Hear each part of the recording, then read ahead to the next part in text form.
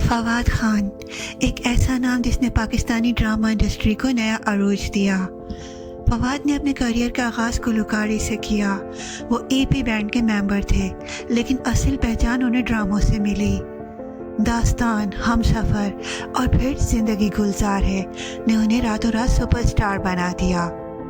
اس وقت ہر گھر میں فواد خان کا چرچا تھا۔ اسی مقبولیت نے انہیں بھارت تک پہنچا دیا۔ خوبصورت، کپور اینڈ سنز اور اے دل مشکل میں ان کی اداکاری کو بہت پسند کیا گیا۔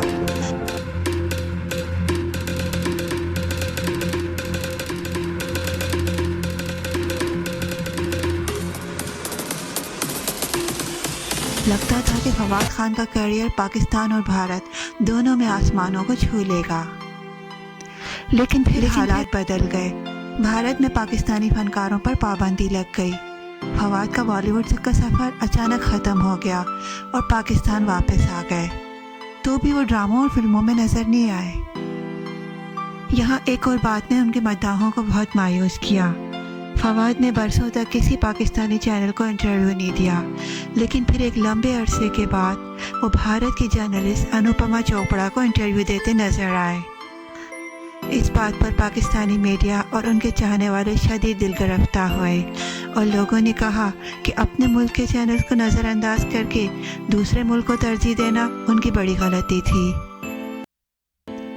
اسی دوران ان کی ویب سیریز برزخ ریلیز ہوئی، جسے ناظرین نے سخت ناپسند کیا۔ سیریز کو ضرورت سے زیادہ پیچیدہ، سست رفتار اور بغیر کسی مضبوط کہانی کے قرار دیا گیا۔ لوگ کہنے لگے کہ فواد خان صرف بڑے نام اور چہرے کی وجہ سے چلتے ہیں، لیکن اصل فواد میں جان نہیں ہے۔ یہ پروجیکٹ بھی ان کی گرتی ہوئی شہرت پر ایک اور دھچکا ثابت ہوا۔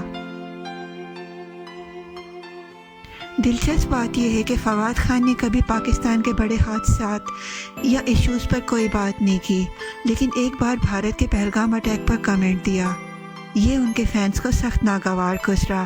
لوگوں نے کہا کہ اپنے ملک کے دکھ پر خاموش اور دوسروں کے لیے آواز بلند کرنا کسی بڑے سٹار کی شایان شان نہیں۔ اس واقعے نے ان کی شہرت کو بری طرح متاثر کیا۔ آہستہ آہستہ ان کی فین فالوئنگ میں کمی آنے لگی۔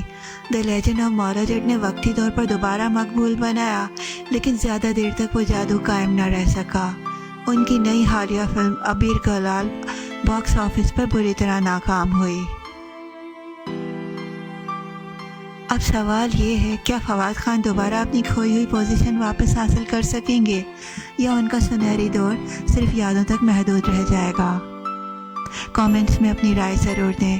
اگر آپ کو یہ ویڈیو پسند آئے تو ویڈیو کو لائک کریں، شیئر کریں اور چینل کو سبسکرائب کرنا نہ بھولیں۔ اگلی ویڈیو تک کے لیے اللہ حافظ۔